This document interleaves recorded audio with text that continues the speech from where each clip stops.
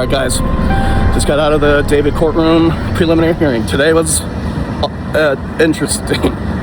You know, they started with the autopsy. Again, this is a prelim. They're just giving like a basic amount of evidence, which is wild. 5 days of a prelim, it's unheard of. Anyway, but a lot of they're leading up to the killing. And one of the things that was just confirmed was there were rumors in his like online fan, you know, I don't know if people know, but she was a fan of his, like in online chat groups when she was 11 years old. And he like lured her and seduced her, yada yada. And there were rumors that he may have killed her because she was pregnant. Because she's like 13, sorry.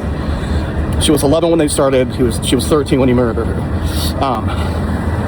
And they showed just tons of just threads of text messages, and they jumped apart by a few months. Again, this is not all the evidence, but the love letters, anyway, one thing that was confirmed is that we don't know if she was pregnant when she was killed. She was pregnant numerous times.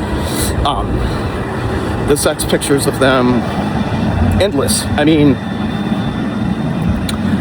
we knew there was a lot of the politically correct legal term now is CSAM, child sexual abuse material, which is fancy talk for child porn. And we knew that when he was arrested and kind of the initial affidavit came out that there was talk of sex and abortion, but we didn't know, right? Well, we now know. And as soon as they started showing these texts, the parents got up crying and left the courtroom, which is brutal. But yeah, she was pregnant often. And, you know, obviously because she's a child, they're not going to show the sex pictures, but they show them to the judge and they show them to the jury. There's no jury here. We're not in trial yet. And the attorneys, but they don't show the gallery because she's a minor, and that's more than fair, duh. But the prosecutor, my girlfriend, Beth Silverman, who loves me, she had the guy that went through the phones, and she just had him describe the pictures he was looking at. And it went on for 20 minutes. That's the defendant's erect penis inside the minor victim. That is seen all over her face. This is blah, blah. Sorry to be graphic. It's evidence in a public trial. But just so much more sex than we thought. Constant. And then like the stuff he would do, like, you know, and they were talking marriage and rings and matching rings and getting married and planning the wedding, and he helped her run away. And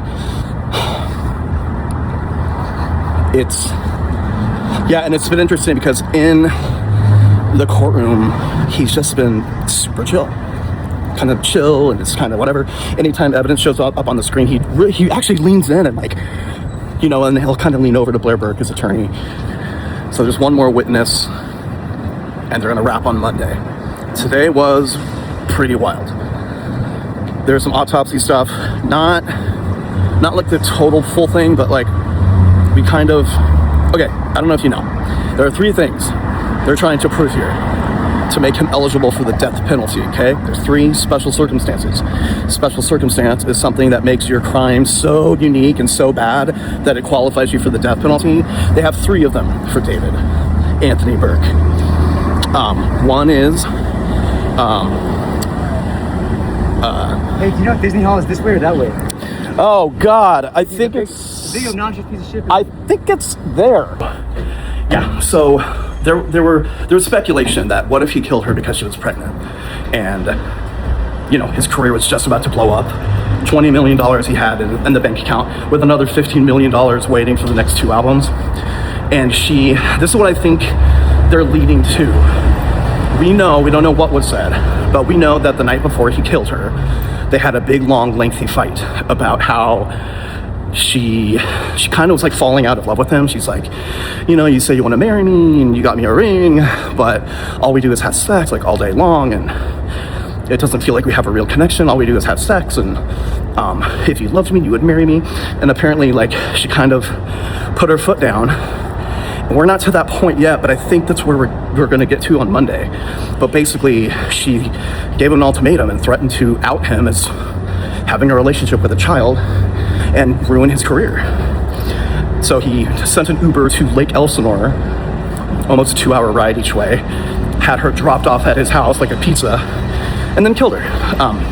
And so we're just, they called it a day for today, but we're just at the point where they're kind of talking about breaking up. We have confirmed now that she had been pregnant. Now, we don't know if she was pregnant when he killed her, but we have confirmed that she was pregnant, not once, multiple times. And she had multiple abortions at age 12 and age 13.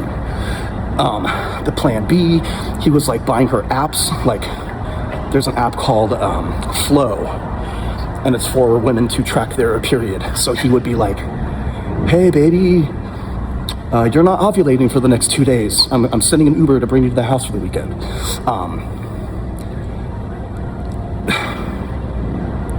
Another thing that was wild is he started getting her credit cards. And he's like, baby, I just got another corporate credit card and it has my fake name on it, but it's for you.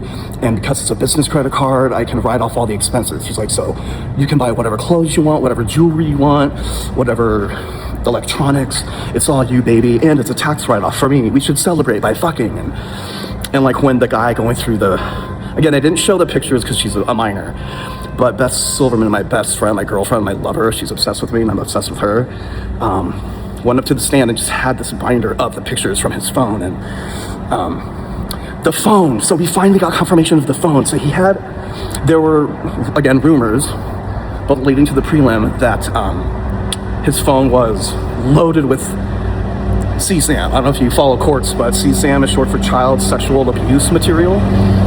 It's the politically correct, legal way to say child porn. And so they've been focusing a lot on the sex, the money, and the relationship that he had since she was 11 years old.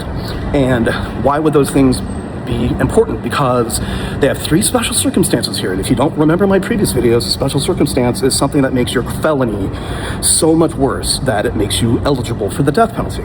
They have 3 of them against him. One of them is ongoing sexual relations with a minor. He killed her, a minor, having sex. Felony, that's special circumstance. Lying in wait. So lying in wait is you're gonna come to your car to go to work. I am at my car. I know you're leaving for work. I'm waiting for you. I'm lying here, waiting for you. I'm lying in wait. And then when you come to your car, I go and kill you. That's a special circumstance because you're waiting to kill someone. It shows that you planned it with really bad intent. He killed her as soon as she got to the house from the Uber ride that he brought her.